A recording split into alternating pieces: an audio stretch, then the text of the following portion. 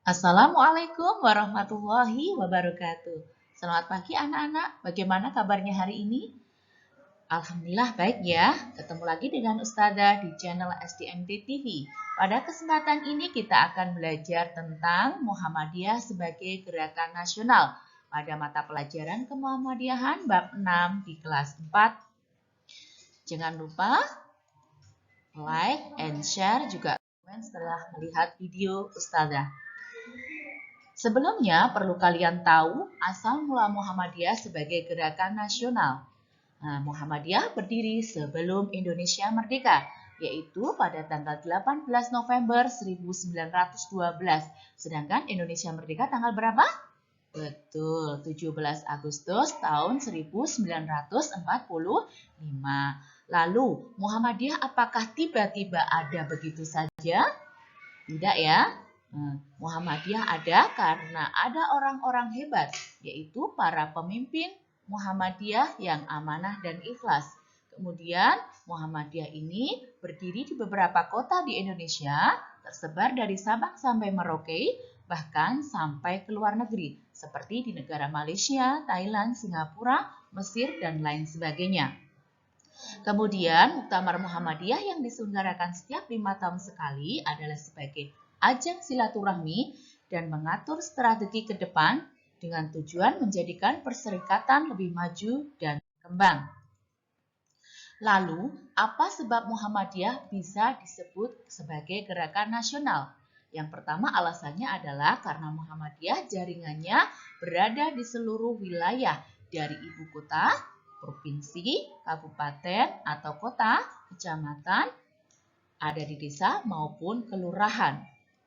Yang kedua, karena Muhammadiyah ikut berjuang serta turut menghimpun masyarakat dalam berjuang melawan penjajah.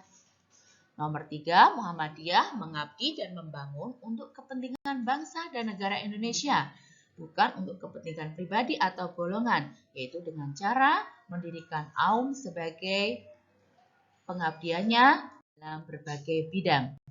Lalu, mana buktinya Muhammadiyah ikut berjuang serta turut menghimpun masyarakat dalam berjuang melawan penjajah? Yaitu perjuangan Muhammadiyah dalam membela negara dapat dilihat dari semangat juangnya, semangat bangkit, semangat bersatu untuk melawan penjajah demi meraih kemerdekaan negara Indonesia. Kemerdekaan Indonesia adalah berkat rahmat Allah Subhanahu wa taala yang selain diperjuangkan oleh para tokoh-tokoh sebelum kita. Di antara negara yang pernah menjajah Indonesia, kurang lebih 3,5 abad atau 350 tahun lamanya adalah negara Portugis, negara Perancis, negara Inggris, negara Belanda, negara Jepang, juga negara Amerika. Lalu siapa saja tokoh Muhammadiyah yang berjasa dalam memperjuangkan kemerdekaan Indonesia? Yang pertama adalah Kiai Haji Ahmad Dahlan.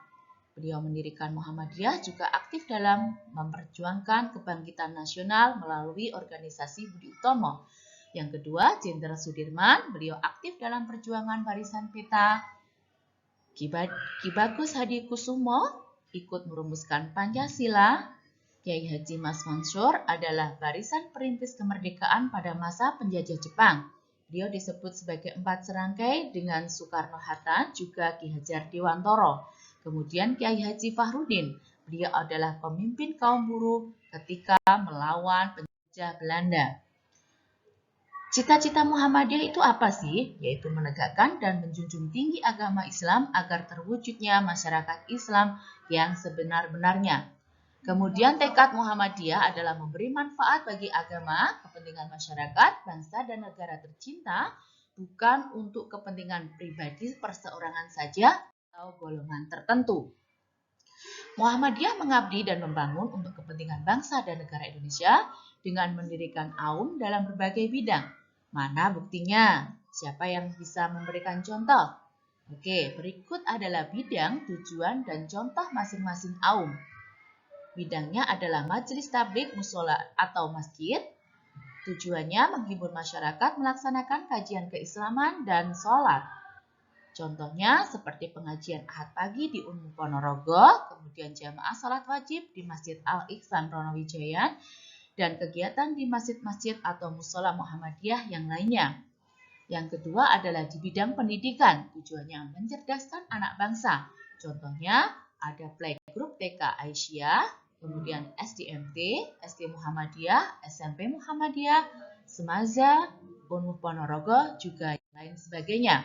Kemudian dalam bidang kesehatan, tujuannya adalah membantu dan melayani masyarakat di bidang kesehatan. Contohnya Rumah Sakit Muhammadiyah dan Rumah Sakit Aisyah. Di bidang sosial, tujuannya adalah mengasuh, membesarkan, mendidik anak yatim piatu dan orang tidak mampu. Contohnya Panti Asuhan Muhammadiyah, ada Lazismu, dan ada penanggulangan bencana. Di bidang ekonomi, tujuannya menggerakkan ekonomi umat Islam, memberi pelayanan masyarakat dan mencari keuntungan yang kembali kepada persyarikatan. Contohnya Surya Mart, Pom Bensin Muhammadiyah, dan Bank Rasuna. Selanjutnya adalah bidang media sosial dan informasi. Tujuannya memberikan informasi terbaru bagi masyarakat. Contohnya ada Gema Surya, Majalah Matan, Majalah Malida, dan Suara. Lalu, apa tugas kalian sebagai pelajar dalam mengisi kemerdekaan negara Indonesia? Betul, belajar dengan giat, melaksanakan perintah Allah atau agama Islam, kemudian melaksanakan nasihat guru dan orang tua, menjadi tauladan dalam kebaikan dimanapun tempatnya, memiliki cita-cita dan berusaha dengan sekuat tenaga mewujudkannya. Nomor 6, menggunakan produk dalam negeri dibanding produk luar negeri dan menyaring budaya dan tidak meniru budaya barat, terutama yang negatif. Karena dengan merdeka kita dapat belajar dengan nyaman, beribadah dengan tenang, dan berkegiatan dengan senang. Terima kasih telah menyimak video dari Ustazah. Sampai ketemu lagi. Wassalamualaikum warahmatullahi wabarakatuh.